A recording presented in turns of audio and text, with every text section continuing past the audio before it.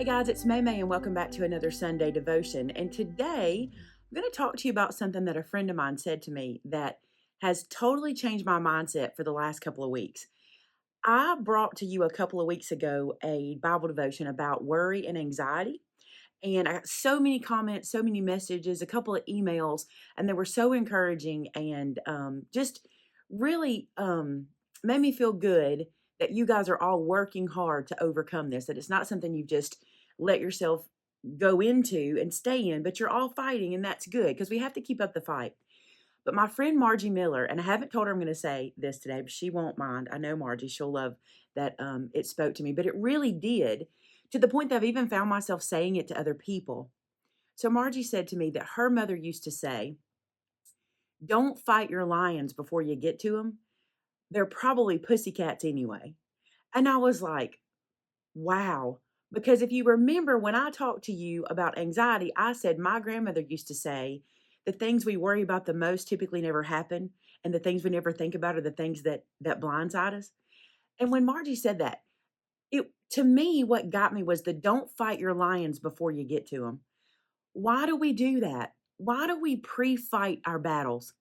And that just, I'm telling you, the whole week. As a matter of fact, on Monday, this is so interesting how this played out.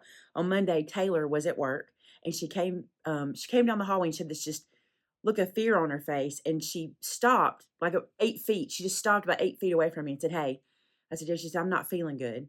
And I said, "Okay." And she said, I'm aching and my head's hurting." And I said, "Hey, go home. Let's see what's going on." And she was so panicked that she could have infected us. And at this point, we've all been exposed, so we're all kind of a lot different place than we were. But she was so concerned. And so when she was walking out the door, I looked at her. I said, "Hey Taylor, don't fight your lions before you get to them. This could be nothing." And come to find out, it was nothing. She tested negative. Everything was fine.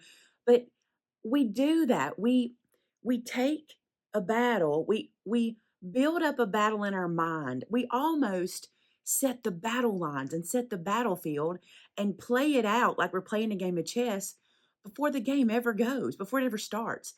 You know, I look at people in the Bible who had everything stacked against them. So many different people, if you look, especially Old Testament, the characters that we learned about there, and how they had stuff just stacked against them. But once they got to battle, God did his part. He did his thing that he does best. And for us, he does the same. So we tend to fight these battles in our mind from start to finish. And it always ends bad for us. We're always going to go to the worst case scenario because that's like it's like a coping mechanism. If I can deal with the worst case, I can deal with the best case, right? We do that.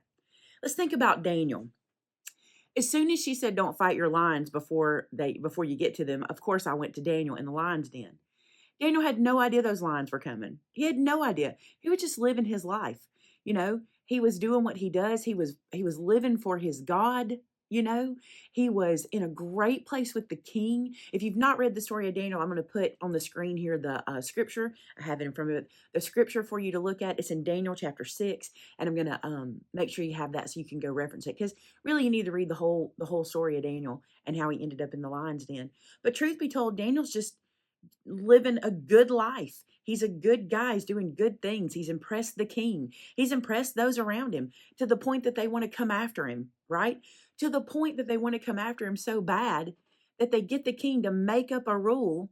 They basically trick the king into punishing Daniel for something that the king really didn't have an issue with him doing. And that was believing in his God and living for his God. And so here's Daniel doing what he does, praying 3 times a day, just living for God. And the next thing you know, the king has now forced his own hand to punish Daniel by putting him into the lion's den. Daniel didn't fight his lions before they got to him. He didn't know they were coming. That's the same with us. We don't know they're coming, so we don't fight them before we get to them, although we do. We imagine our lions. We imagine what they are. We draw them in our head. We can see them coming, but we really don't know. Who knows is God. If we truly believe that God has a plan for us, in Jeremiah, one of my favorite verses I've leaned on for years, he knows the plans he has for us. He knows he has a future and a hope planned out for us. A future and a hope. Are you familiar with hope? Do you know what hope is? Have we lost hope? Man, it's been a rough couple years, and I think hope has diminished for so many of us. I have lost hope on days. I have lost hope for days. It comes back though, because my hope is found in the Lord. My hope is not found in my circumstances, the ones I'm in now and the ones that are going to come. Now, does that mean we should just blindly walk through life and not think anything about the future? No. You need to be thinking about your future, but you need to prayerfully think about your future. You need to talk to God about it and you know, and have communication with him that says, I don't know what's coming, but God, you do. And I just ask that you'll have me, prepped for it. You'll have me aware of it. You'll give me wisdom for what's coming. You know, my dad was in the hospital with COVID at the same time my mom was. And all we wanted was for them to get over COVID. And dad did. And he came out of the hospital and he was doing well. But while in the hospital, they did some blood work on him and found some heart numbers they didn't like. And before we know it, my father, who's never shown a single sign of any heart issue, is now having triple bypass surgery. We're in a whole new world. My brothers and I catch ourselves somewhere we had not even imagined we would be. That's a line I didn't fight ahead of time. It was one I didn't see coming. God still brought us through. God took care of Dad on every turn. He took care of every one of us on every turn. He made provision. He made a way. He took care of Dad. Dad just was an amazing patient. And we didn't know what to expect. We'd never known Dad as a patient. He was an amazing patient. That's because Dad had faith in God as well. And instead of the what ifs, instead of sitting around with the what ifs, we do it so much. What if this and what if that and what if this? Let's think about what is. What about what is? Here's where we are. And with God, we can do anything and we can battle anything and we can get through anything. And our lions become pussycats. Their mouths get shut. God can shut their mouths. Will he always? No, not always. Sometimes there's a battle we have to fight. Sometimes it makes us, pull up our bootstraps, as they say, in battle. But the beauty of life with God, with a relationship with God and knowing what he can do for you, is that he will teach you how to be when those lions come. He'll teach you what to do. In Daniel's case, Daniel was in communication with God 3 times a day. I believe he was in communication more than that. I believe he stopped what he was doing and spoke with God 3 times a day. There's no clarification. That's just a Maymay thought. But if you talk to God 3 times a day, you're probably talking to him all the time. And Daniel prayed up. He was prayed up, studied up, and readied up. That's what we have to do. We have to be prayed up, studied up, and readied up. And we have to know that whatever lions come our way, God is in control of those lions. We talked about when I would go through anxiety that I had to finally get to the point that even if, God, even if you don't deliver us, even if a good outcome doesn't come, you're still faithful. Now, I know I didn't lean on a whole lot of scripture for this today, but the reason is because it's the whole word that we need to study. This is something that I'm seeing lately. The more I learn the word, the more I'm in the word, the more I learn the word, the more when I hear something or if news comes to me or if thoughts come to me, I have a tool, I have a thought, I have a word. Just like when I think about the world and what we're going through, God never told us this would be easy. It's in the word. He never said that life would be a cake. Once we became a Christian, life would just be cake. I say cake because I love cake. It's not. Sometimes it's bad. Sometimes it's Brussels sprouts because I love those too, by the way. But it's not always, you know, just wonderful. Sometimes we do have to go to our knees and fight battles, but we don't have to do them before we get to it. So what do we do in the meantime? Let's talk about that really quick. How do we prep for it? You get in the word. Learn the word. Don't learn it from me. Learn it from you.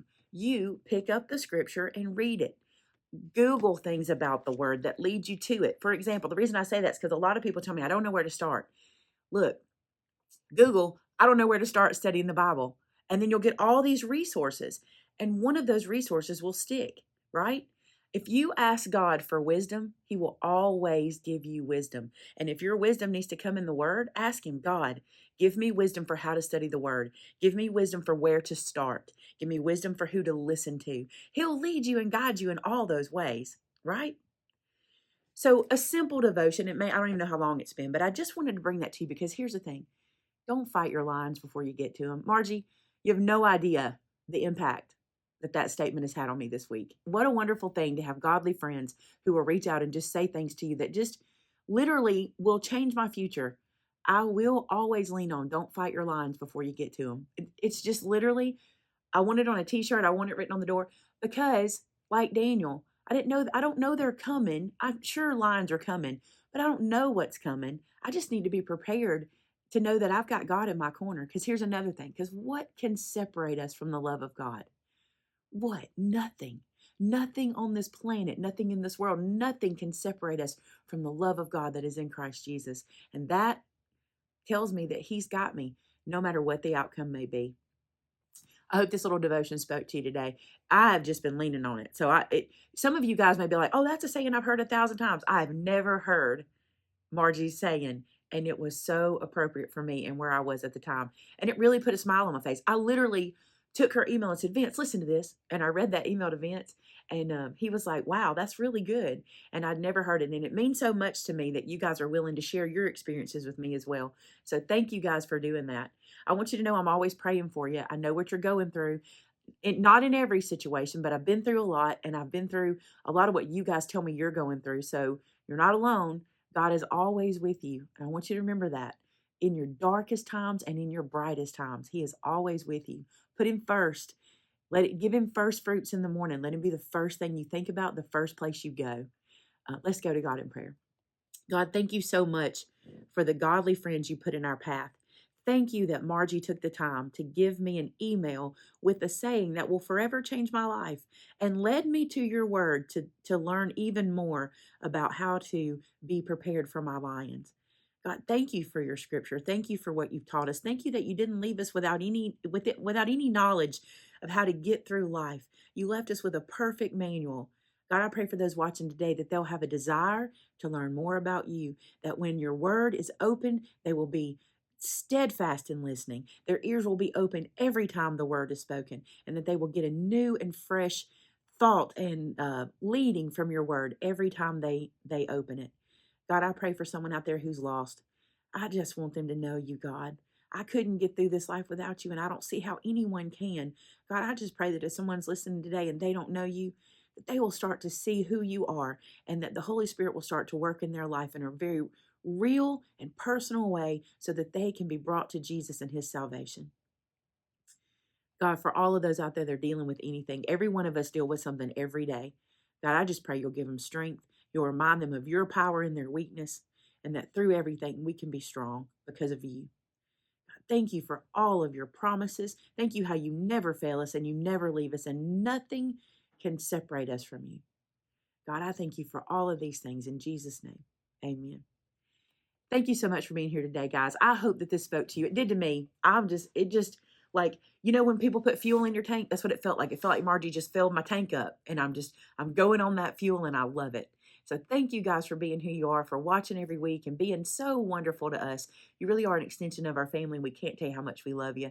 And until next time, bye now.